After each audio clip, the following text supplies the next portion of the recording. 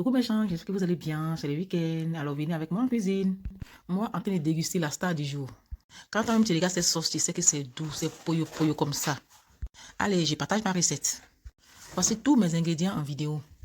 De la bonne viande fraîche, des tripes, de la viande grillée et bien séchée. Des tripes, du champignon de Paris, de l'ail, poivre. Vous avez vu le poivre dans la vidéo, ça sent très bon. Les gens, les poivres que nos mamans prenaient pour faire canimba. Lol.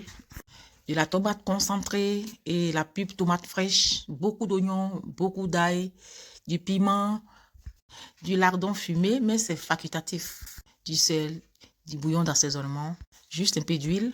Alors, commencez par faire revenir dans une casserole l'ail, oignon, de la tomate concentrée, la pulpe de tomate, au moins 5 minutes parce que la pâte de tomate garde souvent un arrière-goût ou une odeur de conservation.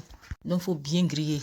Ensuite, vous ajoutez de l'eau et vous laissez cuire tout doucement de côté. Et dans une autre casserole, vous allez faire bouillir toute la viande. Vous ajoutez du sel, des bouillons d'assaisonnement. Vous laissez la viande mijoter, relancer 2 à 3 fois, le temps de laisser bien cuire les tripes et les morceaux de viande. N'oubliez pas de relancer la sauce tomate aussi. Une fois vous constatez que la sauce tomate est bien épaisse et que les tripes et les morceaux de viande aussi sont bien cuits, ont bien ramolli, vous renversez le contenu de la viande dans la sauce tomate, vous allez remuer et c'est à cet instant que vous allez ajouter du piment, goûter et ajuster en sel. À 3 minutes de la fin, vous allez rajouter encore de l'oignon, les poivres et l'ail écrasés. Vous mélangez le tout, vous ajoutez du persil et puis c'est tout bon. Voici le résultat.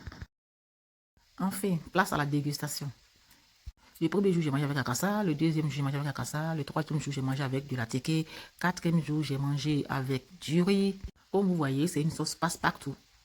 Et enfin, pour le cinquième jour, j'ai mangé avec abolo. J'espère que vous allez reproduire cette recette chez vous. Et je vous dis à très bientôt. Pour encore d'autres recettes, d'autres partages, d'autres tutos. Au revoir.